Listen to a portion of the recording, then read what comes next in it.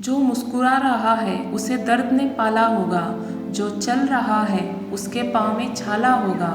बिना संघर्ष के इंसान चमक नहीं सकता, जो जलेगा उसी दिए में उजाला होगा। संघर्ष से क्यों बचें? संघर्ष ही तो जीवन की आत्मा है।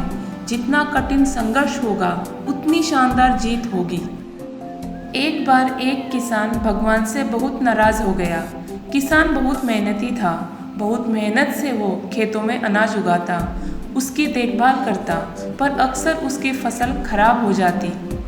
कभी सूखा पड़ जाता, कभी बाढ़ आ जाती, कभी तेज धूप, कभी आंधी, कोई ना कोई कारण बन ही जाता कि उसकी फसल खराब हो जाती। एक दिन वह किसान गुस्से में आसमान की ओर देखकर भगवान से कहा, हे ईश्वर, आपको लोग सर्वज्ञाता मानते हैं कि आप सब जानते हैं, कहते हैं कि आपकी इच्छा के बिना एक भी पत्ता नहीं हिलता, पर मुझे तो लगता है कि आप छोटी से छोटी बात भी नहीं जानते। आपको तो ये भी नहीं पता कि खेती बाड़ी कैसे करते हैं। अगर आप जानते होते, हर समय जो बाढ़ और तूफान आते हैं वो कभी नहीं आते।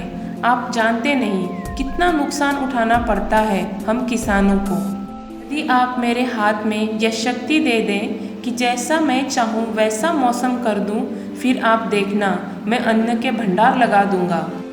भगवान इस किसान के तीखे वाक्य सुनकर मुस्कुरा रहे थे और वो किसान के सामने प्रकट होकर बोले, मैं आज से तुम्हें ये शक्ति देता हूँ कि तुम अपने खेतों पर तुम्हारी जैसी इच्छा तुम वैसा मौसम कर दोगे।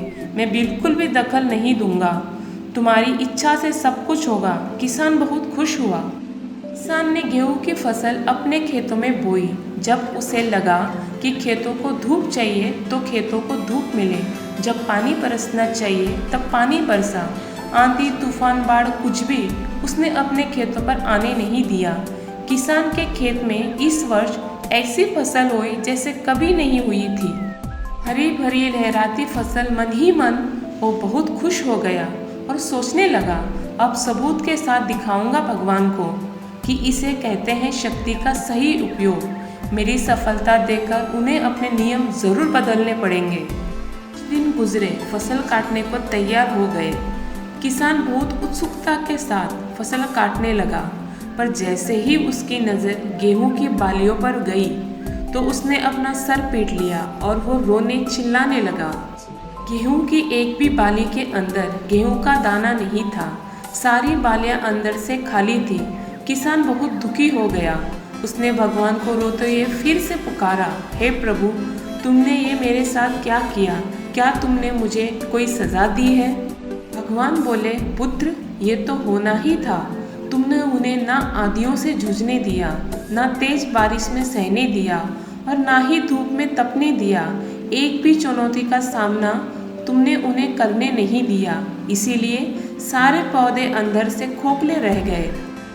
जब आंधी तूफान तेज बारिश और धूप पड़ती है तभी यह पौधा अपने अस्तित्व को बचाने के लिए संघर्ष करते हैं और इसी संघर्ष से एक बल पैदा होता है जिसमें शक्ति होती है, ऊर्जा होती है। और यही ऊर्जा पूर्ति तेरे गेहूं के दानों की तरह जो नहीं फूटी, तूने उन्हें कठिन परिस्थितियों से गुजरने ही नहीं दिया जहां उनके अस्तित्व का जन्म होता है।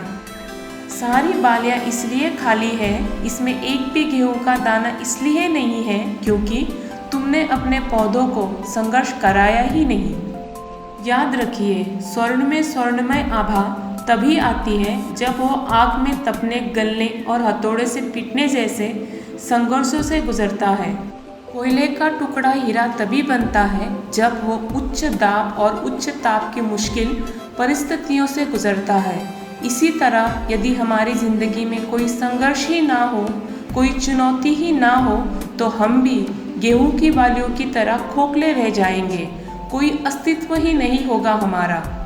इस कहानी से हमें ये शिक्षा मिलती है, विपरीत परिस्थितियाँ, चुनौतियाँ, समस्या हमें और अधिक निखारती हैं। यदि जीवन में कठिन परिस्थितियाँ और चुनौतियाँ आए तो घबराना मत, बल्कि सामना करना, विश्वास करना कि आप और अधिक निखर जाओगे और अधिक मजबूत बन जाओगे।